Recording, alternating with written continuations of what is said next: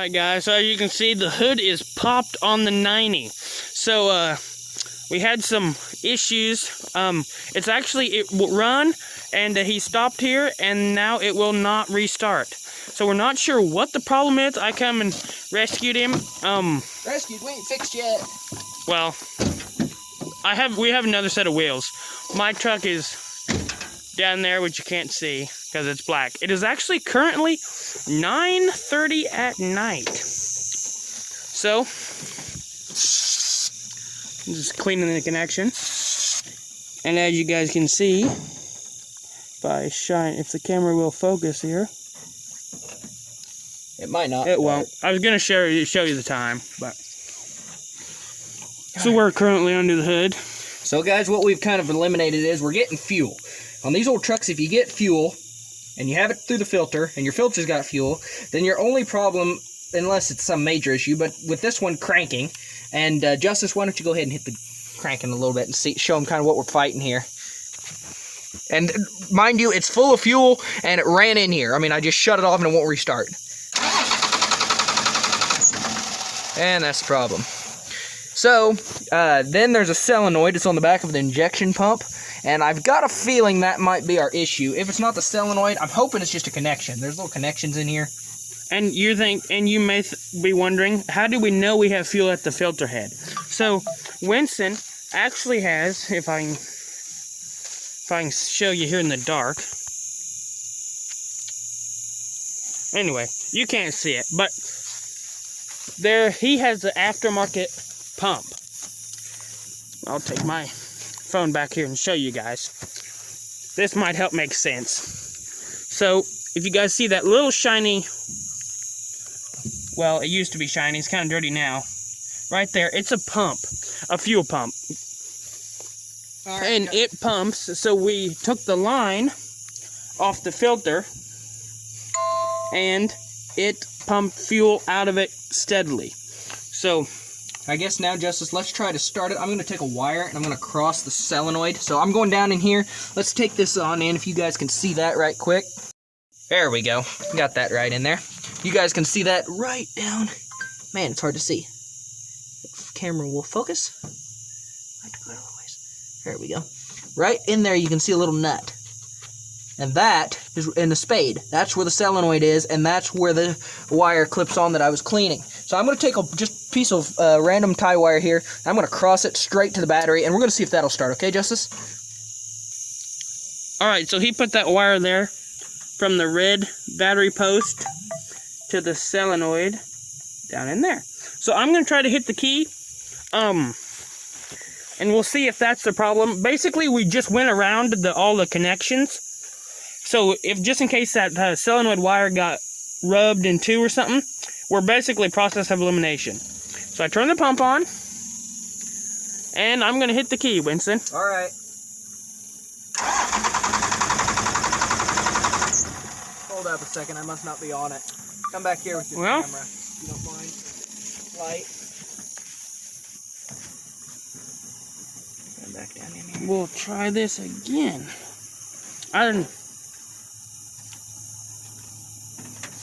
Make a little bit better end on it for us.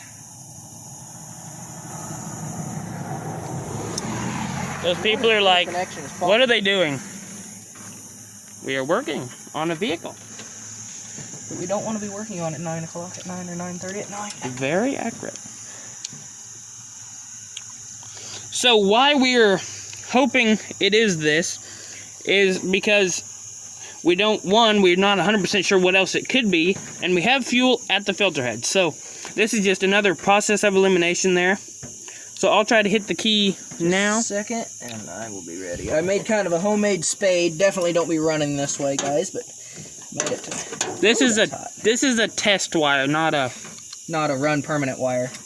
All right, Justice, try that and see what you get. All right, we're gonna try to hit the key now. As you guys can hear the fuel pump. All right, Winston, I'm gonna try to hit the key here. Now take this wire off. I believe we have found our problem. Yeah. Because he put juice or volts right to the top of the solenoid. So the solenoid is actually acting accurately. So that means we have a faulty wire. All right, guys, and you can see this is my homemade spade here. Kind of really crude, honestly, but it wedged in there and got the job done for a good connection. It's a makeshift wire. Now, since I've cleaned that up, I'm going to try to push that back on there. They had to make them in awkward positions. I'm telling you what. I need a toddler's fingers down in here.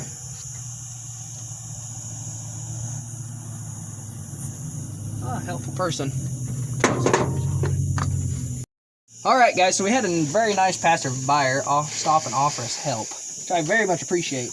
If you know the person, definitely stop and help. You wouldn't believe the people that we know that will not stop and help. And I've even had them drive by and wave at me as I'm under here working. Maybe that's because I'm under here too much. They must think you're just that good of practiced at it. I guess. But, you can never be too good of a mechanic to have help. There we go. Boy, this is awkward. At least I'm going to speak for myself. Yeah. So he's trying to put that spade on the top of the solenoid. If you guys can see that. Made for little fingers, I can tell you that much. Quick, we need to go find a 2-year-old. I don't think anybody would let their 2-year-old come out and work on a little Dodge pickup. I don't think anybody would want their 18-year-old out either.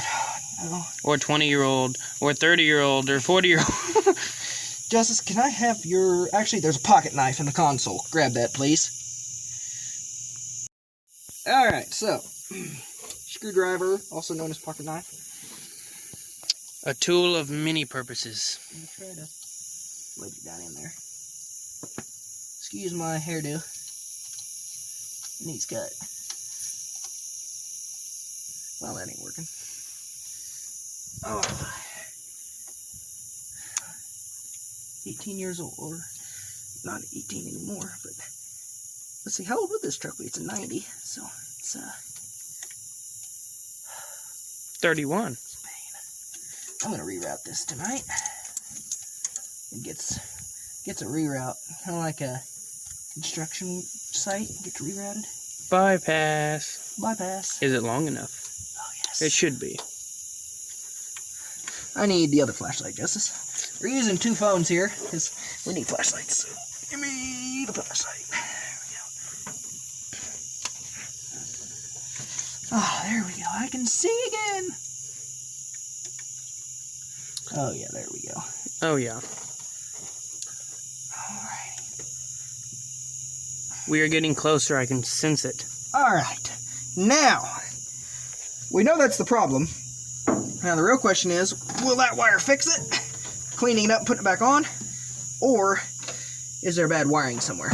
Alright, Justice. Or we may have to cut a start. We may have to cut a hole in the hood and put fuel right to the injectors. See if it'll start, Justice. Please, please start. I don't need this going on at 9:30 at night again.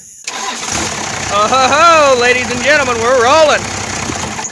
Did you shut that off? Yes. Oh, thank goodness. Oh, I thought I'd spoke too soon. Alright, guys. Well, there's how a quick fix on a first generation Dodge Cummins. This is all of them from 89 to 93. They've all got that solenoid in there, and that has been a prior issue. As Justice explained earlier, we've had some other trucks like this around, and we've had to make a kill switch wire with that solenoid. You just pull the guts out. It's a job. Definitely not a job for the side of the road. But anyway, So there we go. Hopefully we'll make it home, and I will definitely be remaking an end on that wire.